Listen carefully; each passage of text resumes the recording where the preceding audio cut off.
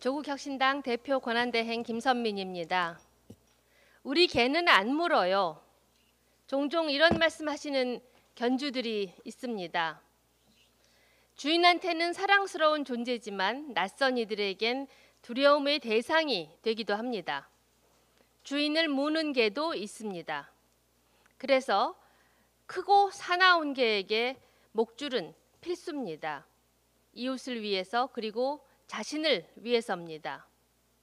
꼭 닮은 조직이 있습니다. 검찰입니다. 국민은 검찰의 범죄라는 늑대를 막고 몰아내는 파수견 역할을 기대했습니다. 하지만 여러 보수 정권에 걸쳐 검찰은 애완견이자 전 정권과 야당을 쫓는 사냥개 역할을 했습니다. 힘없는 노동자, 언론과 소시민에는 먹이를 찾아 헤매는 들깨무리이기도 했습니다. 검찰이 파수견 역할을 제대로 했다면 윤석열 검찰 독재 정권이 들어서는 일은 윤석열이 내란 수괴가 되는 일은 없었을 것입니다. 그런 윤석열이 거리를 버젓이 활보해 특검이 구속영장을 청구하는 일도 없었을 것입니다. 이재명 대통령이 검찰 개혁의 필요성에 대해 일종의 자업자득이라고 말한 이유입니다. 법원은 이번에는 이상한 계산법 들이대지 말고 영장을 발부해야 합니다. 그것이 국민의 뜻입니다. 고삐 풀린 검찰을 그대로 둘 수는 없습니다. 자칭 준사법기관이 아니라 본래 자리인 행정기관으로 복귀, 수사권과 기소권의 분리, 이 두 가지가 검찰에게 안전한 목줄이 될 것입니다. 이것을 담은 것이 조국혁신당이 국회에 제출한 검찰개혁 4법입니다. 오늘부터 7월 임시국회가 시작됩니다. 지금 논의를 시작하지 않으면 추석 전 처리는 어렵습니다. 이에 민주당에 제안합니다. 검찰개혁특별위원회 공동 TF를 구성합시다. 책임있게 협력하고 신속하게 개혁을 완수합시다. 마침 정부와 여당은 검찰개혁 완수를 공언했습니다. 이재명 대통령은 제도 자체를 추석 전까지 얼개를 만드는 걸 가능할 수도 있을 것 같다라고 했습니다. 신중한 정성호 법무장관 후보자도 하려면 신속히 선제적으로 하자라는 문구를 휴대전화에 적는 모습이 포착되기도 했습니다. 민주당은 검찰개혁 태스크포스를 발족했습니다. 검찰 독재의 만행에 떨던 국민에게 너무나 반가운 약속입니다.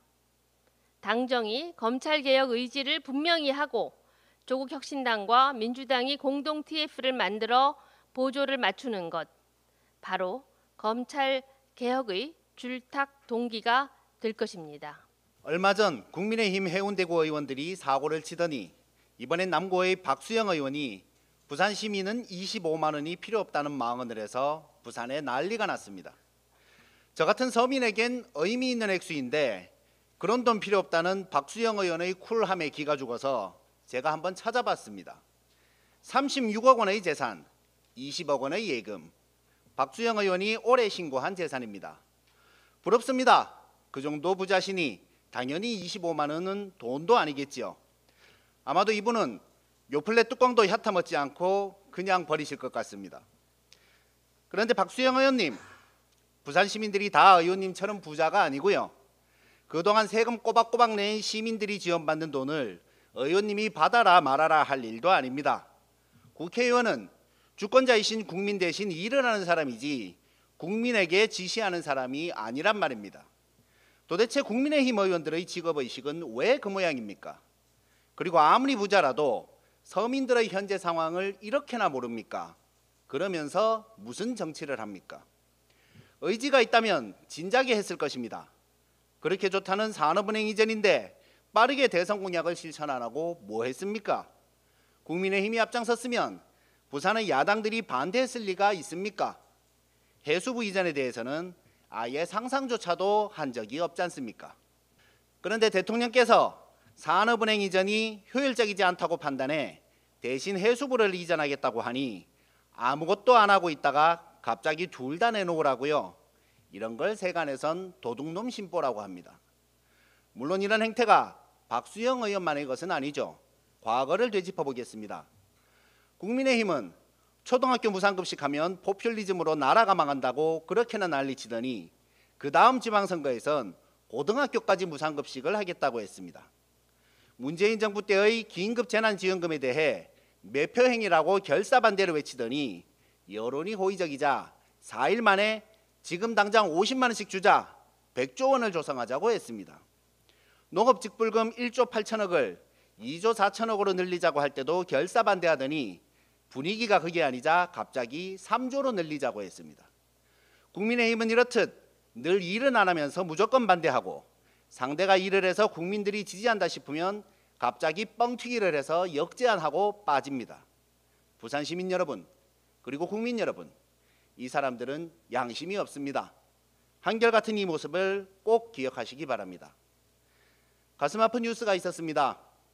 현대제철 당진공장에서 상사의 괴롭힘에 스스로 삶을 저버린 젊은 아빠의 뉴스를 어제 보았습니다.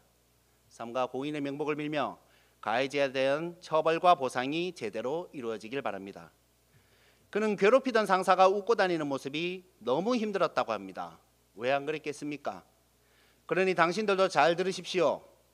국민들을 힘들게 한 국민의힘 여러분, 그리고 특히 윤석열에게 부역한 검사들, 검찰의 무도한 기획 기소로 고통받은 사람들이 한둘이 아닙니다.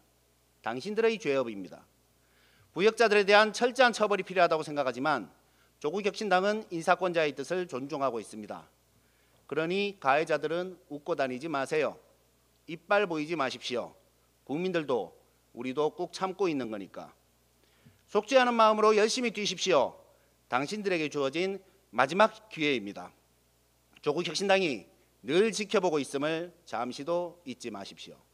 어제 국민의힘 주진우 의원은 페이스북에서 정부의 대출 규제에 대해 현금 부자만 집 사도록 한 627 대출 규제가 뭐가 그리 기특한가라며 전세가 월세로 대거 바뀌는 최악의 풍선 효과가 우려된다라고 적었습니다. 주진우 의원님 하나부터 10까지 다 틀렸습니다. 우선 정부의 대출 규제는 정책 금융 남발과 토허제 해제 반복 등 윤석열 정부의 실책으로 가파르게 상승하는 부동산 가격을 바로잡기 위한 것입니다.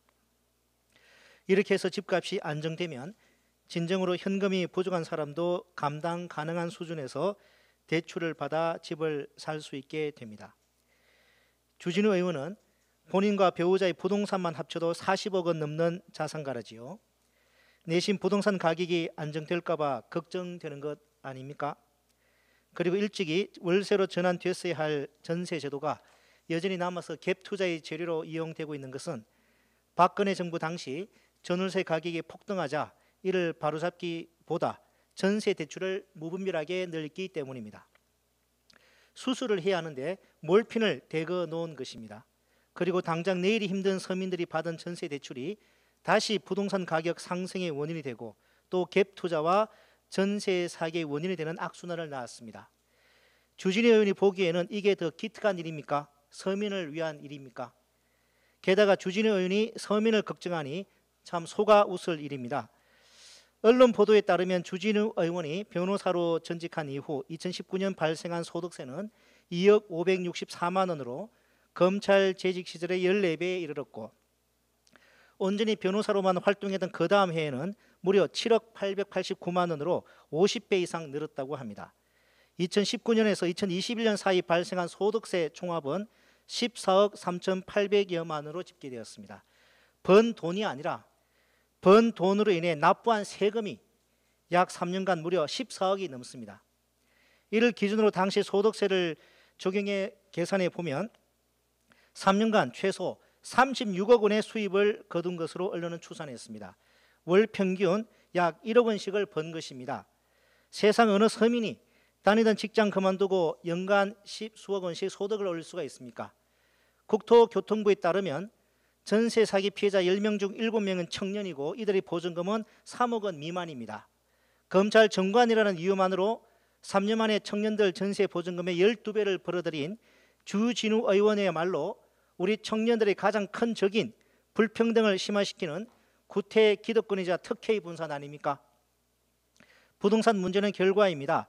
원인은 특혜와 부를 끌어안고 국민을 오도하는 기득권에 있습니다. 기득권을 무너뜨려야 부동산 문제도 해결됩니다. 국민 여러분께 묻고 싶습니다. 지금 개혁해야 할 대상은 부동산 대출 규제입니까? 아니면 전관 예우 등 온갖 특혜를 받는 기득권입니까? 너무 쉬운 질문을 드려 송구할 따름입니다. 마지막으로 여야 제 정당에 제안합니다. 검찰 개혁에는 수사권과 기소권의 분리 외에도 우리가 잠시 잊고 있는 근본적인 과제인 뿌리 깊은 전관 예우 검찰 카르텔 타파가 있습니다. 전관 예우의 고리를 끊기 위하여 변호사법과 공직자윤리법, 청탁금지법 개정 등 제도 개선도 있었습니다. 그러나 뿌리 깊은 관행은 여전하고 국민의 불신은 깊습니다. 고위 검찰 간부들의 퇴직 후 활동에 대한 전면적인 실태조사, 주임 제한 대상 기관 확대 등 전관 예우 검찰 카르텔 타파를 위한 국회 내 논의를 다시 시작합시다. 검찰이 국민 위에 군림하지 않고 전관 예우로 진실이 왜곡되지 않는 정의로운 나라, 우리 함께 만들어 나갑시다. 조국혁신당은 검찰 개혁의 온전한 완성을 위해 흔들림 없이 나아가겠습니다. 감사합니다. 앞서 언급한 대로 조은석 내란 특검이 윤석열 씨에 대한 구속영장을 청구했습니다.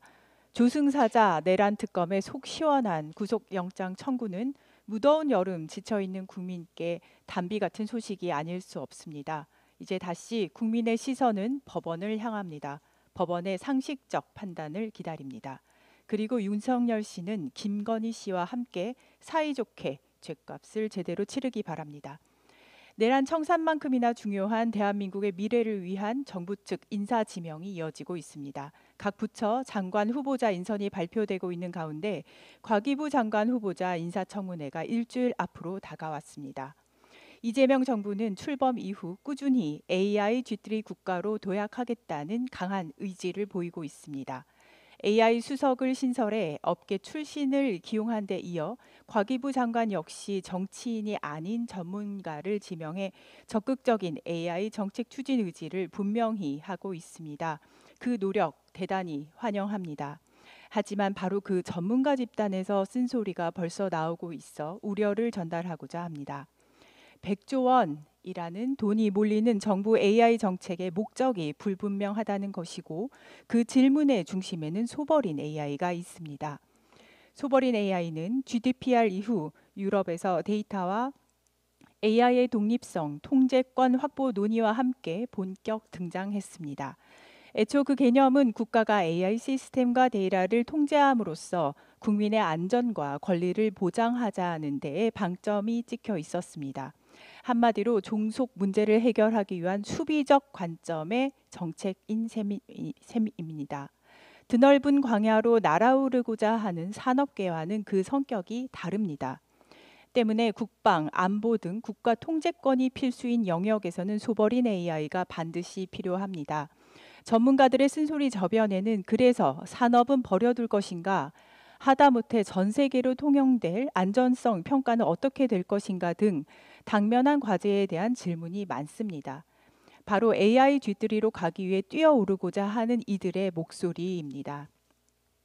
갈라파고스, 저는 IT 분야에서 이보다 뼈아픈 단어는 없다고 생각합니다. 무슨 일을 해도 최대치를 5천만 명의 사용자로 한정해버리는 각 산업계, 그리고 그렇게 해야 지원책이 나갔던 정부 정책, 한마디로 비판받아 마땅합니다. 최근 많은 전문가들이 소버린 AI를 두고 쇄국 정책, 갈라파고스, 고립이라며 우려의 목소리를 높이는 이유입니다. 정부의 정책을 비판하는 것이 아니라 AI 3대 강국이 목표라면 그에 맞는 정책 기조가 나와야 한다는 것입니다. 소버린 AI는 국가가 방어적으로 가져가야 할 중요한 분야입니다. 동시에 국가 AI 전략의 전부가 되어서는 안 됩니다. 지금 우리는 보다 공격적인 AI 전략도 필요합니다. AI 산업은 태생적으로 글로벌 산업입니다. 심지어 소버린 AI를 해외로 팔려고 해도 그 순간 글로벌 산업화 되어야 합니다. 대한민국 개발자들의 결과물이 5천만 명 사용자를 넘어 1억 명, 10억 명이 될 수 있는 정책이 나와야 합니다. 이미 우리는 액티브엑스와 공인인증서의 무덤이라는 뼈아픈 과거가 있습니다. 전 세계가 표준화되어 갈 때 우리만 고립된 채 살았습니다. 정부가 뒤늦게 이들을 걷어내려 노력했지만 여전히 어렵습니다. 심지어 최근 사이버 보안 문제에서 전 세계에서 한국만의 최대 취약점으로 꼽히는 이유가 되어버렸습니다. 이렇게 과학기술계의 정책은 연구실에서 논문 몇 편 쓰는 것이 아니라 국민의 일상과 밀접한 연결성이 있으며 그래서 민생을 위한 정책임을 알아야 합니다. 자립과 고립은 한 끗 차이라 합니다. 디테일과 균형, 생태계에 대한 큰 그림이 결여되어 있다는 여러 전문가들의 우려를 불식시켜줄 올바른 AI 전략이 필요합니다. 혈세를 쓰는 AI 정책의 목적이 AI 3대 강국이라면 목적 달성을 위해서 방어 전략과 공격 전략 두 가지가 함께 나와야 합니다. 일주일 뒤 과기부 장관 후보자 인사청문회가 열립니다. 윤석열 정부 3년의 후퇴를 딛고 열리는 이번 청문회는 그 어느 때보다 중요합니다. 바로 대한민국의 미래의 골든타임을 선두에 놓아야 하는 자리이기 때문에 그러합니다. 과학과 기술을 아우르고 대한민국의 진짜 AI 미래를 책임질 적임자인지 꼼꼼하게 검증하겠습니다. 이상입니다.